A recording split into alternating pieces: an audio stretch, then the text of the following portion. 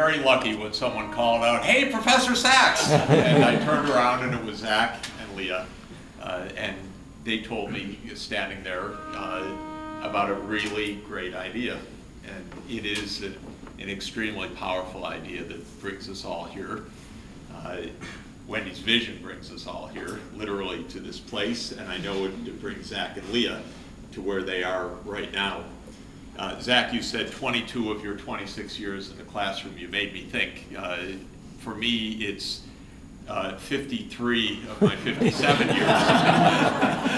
I could never get a job, so I just stayed in the classroom. And it's not a bad gig, actually. You can do this for a while. So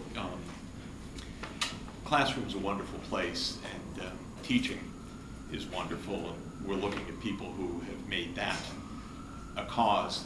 And by the way, we live in a really strange country where our teachers are under attack, which is just about the most bizarre society you can imagine, because I kind of have a bias, but I think teachers ought to be revered like senseis in Japan and so on. Here they're under assault, and it's not good for our society. But here are three leaders who are doing the right thing, which is making teaching and teachers, and especially young people, the center of our hopes and our dreams. And I'm really moved by that, and I think you've got a very, very powerful vision, so I think you're doing just right. If John Kennedy were speaking today, he would have said that we all inhabit this small planet, we all breathe the same air, we all cherish our children's futures, and we are all online.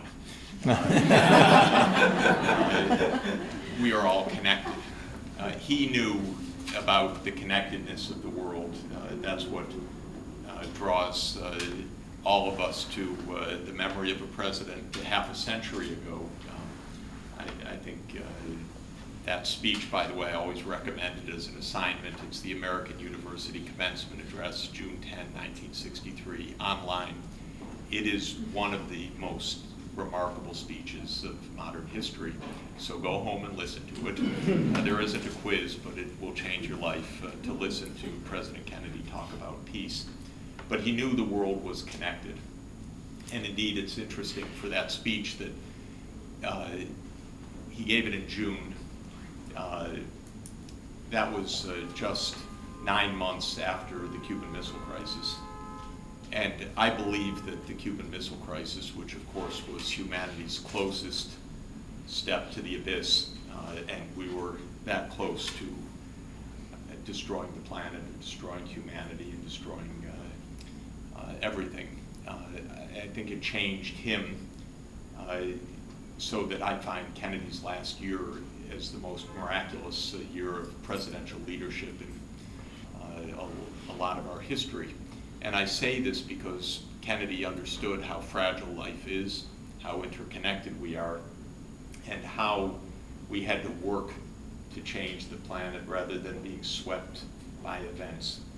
And that speech is an example of having a vision which you actually use to make change here and now of an important sort. Because after the Cuban Missile Crisis, Kennedy thought, we better do something to change course in the world, pull back from the abyss, and he chose a partial nuclear test ban as the right way to start turning the course of the Cold War.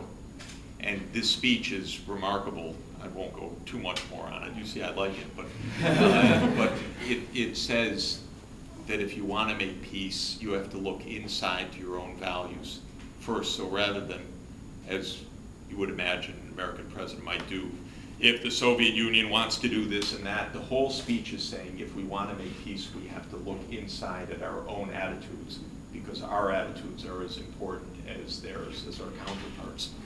And Khrushchev heard this speech and immediately called the US envoy, Averell Harriman, and said, I want to make peace with that man, because the speech was so compelling in the idea that humanity should not be adrift. We should actually grab our circumstances and make something of our lives and the planet. And so Khrushchev reacted. 6 weeks after the speech, the Partial Nuclear Test Ban Treaty was signed. A couple months after that, Kennedy was dead.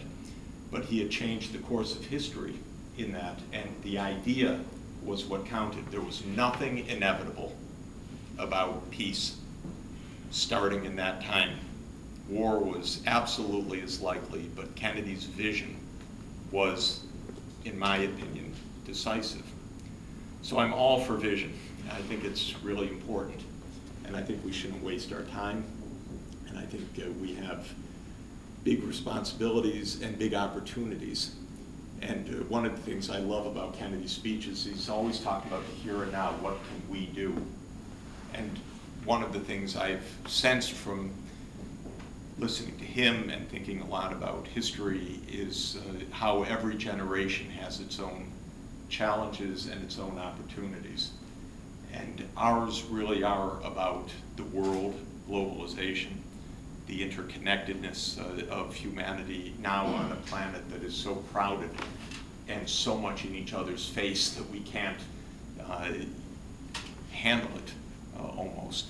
And not only crowded in terms of the 7 billion people that now inhabit the planet compared to the 3 billion or so in Kennedy's time, but the fact that our production is so large that we're also threatening the destruction of the planet in a different way by all of the carbon dioxide, the fossil fuels that we're emitting, the acidification of the oceans, the climate change, which has led to the worst drought in modern American history and the hottest 12 months in American history, and still people are saying, is it real? And I get hate mail every day for saying that maybe humanity has something to do with this. Unbelievable how weird we are as a species. Because actually there's a story in the Financial Times, not to digress, but today about the farmers who are getting this incredible drought, unprecedented, and the American Farm Bureau Federation, we don't believe in climate change, and they've been blocking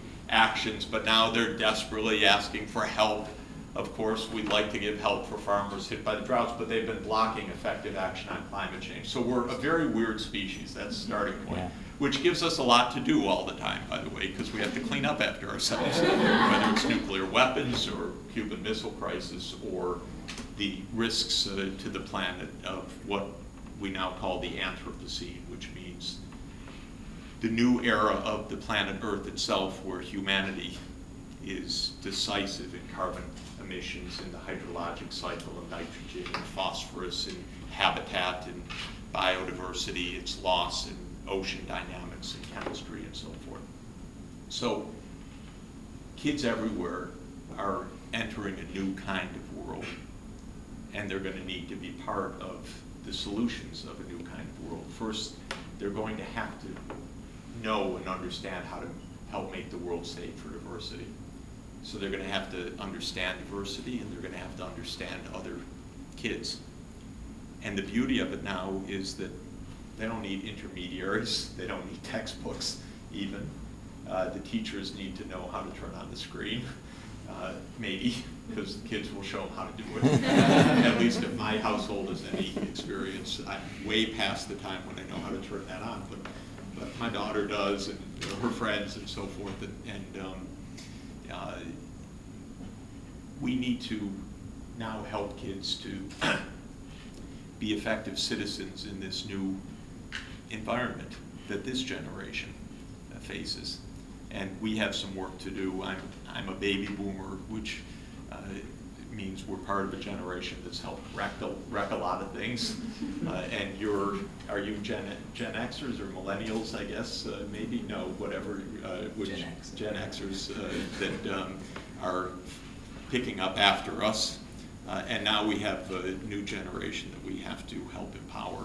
I mean the 5-year-olds and the 6-year-olds and those who are going to be part of a planet which is really very different from the one I grew up in, when climate change was not exactly on the radar screen, and when the crowdedness of the planet wasn't exactly understood and appreciated, and in which the positive benefits of direct interconnection could not even have been fantasized. I mean, I remember going to a store to look at an electronic calculator, which cost $500, and it added and multiplied in diode readout. That's how old I am. And what we now have in terms of being able to connect kids around the world to share common projects, understanding each other is phenomenal. I'm here tonight with Kara Nichols. Why don't you stand up, Kara? Because Kara's a wonderful, wonderful person who is leading some of our work in Africa, and it's in the same Millennium Villages where Zach was a fantastic intern and went on to teach in Africa and to, together with Leah, have this wonderful inspiration. And what Kara is doing is, in particular, helping to bring connectivity to classrooms and to help make sure the girls are in the communities able to go to school and stay in school. And we're helping with scholarships, and we're helping with connectivity. And we have some wonderful partners in the IT world, Ericsson and others, who are helping to make sure that the classrooms are online. So what a phenomenal marriage of projects, and I want to make sure that our schools that you know well are part of your program and are connected.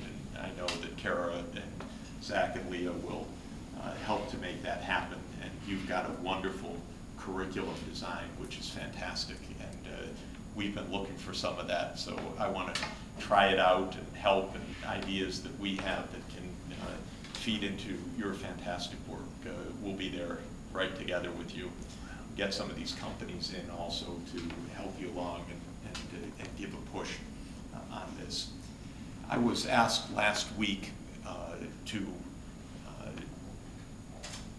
help a bit on the next steps of the Millennium Development Goals and the goals that will follow the MDGs. For the last 10 years, as Zach mentioned, I've been lucky to be advising Ban Ki-moon and before him, Kofi Annan. It's fun, it's good gig, and it's really interesting, and it's been very exhilarating. And we've been 12 years now on the Millennium Development Goals, and we have 3 more years till the 2015, so we're working real hard to accelerate progress on cutting malaria and making sure that mothers who are HIV infected are treated, and also not passing the virus on to their children, making sure kids are in school, and other good stuff that the world committed to do 12 years ago. Our governments sometimes have forgotten it, but we in society have remembered and are continuing. So after 2015, and I'll be brief, we need goals to continue. The idea of shared global goals is really important in a world that doesn't share too much often, and the Millennium Development Goals have inspired a lot of action around the world. We know that the fight against poverty, which was the focus of these 15 years of the Millennium Development Goals, need to be joined co-equally, I would say, with the fight to preserve the planet and the fight for inclusion. That's what sustainable development is. It means you're focusing on economy, you're focusing on social inclusion, and you're recognizing the need to save the planet. So a few weeks ago at Rio Plus 20, the world's government said we need post-2015 goals, and there will be a process this year and next year of high-level panels and commissions and heads of state and so forth working on how to formulate those goals. And Ban Ki-moon asked me, and I'm very grateful, very honored, to help create what we're calling a Sustainable Development Solutions Network to help society around the world to be networked together on practical solutions for these emerging sustainable development goals. Well, I've been saying in speeches about this new Sustainable Development Solutions Network that I think sustainable development is such an important concept. It really is crucial that we understand it's not GNP, it's not just GNP, it's not what they're pounding into our heads every day, but it is a society that recognizes itself as a society not as the Koch brothers here, and trying to keep everyone there, but as an inclusive society, and also one that takes care of the planet, because even these super rich folks better understand that the climate doesn't stop at the gates of their communities. And I don't know what they're thinking, where they think which planet they're going to send their kids to prep school in. But I'm pretty sure it's going to be on the same planet. So I think they've got it wrong. And I've been saying that that concept of sustainable development is something that kids everywhere ought to imbibe kind of naturally, because it is their lives, it's real, it's the reality. And I want every 6-year-old, I know you're not starting at 6, you're starting at 3rd grade, I think. For now. But I really do believe a youngster in Laos or in Paraguay or in Ghana should be able to write that assignment.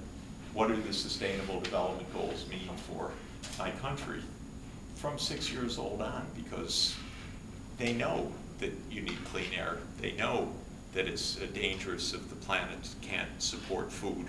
They know that it makes no sense if society is tearing itself apart. So these are ideas that are for all of us.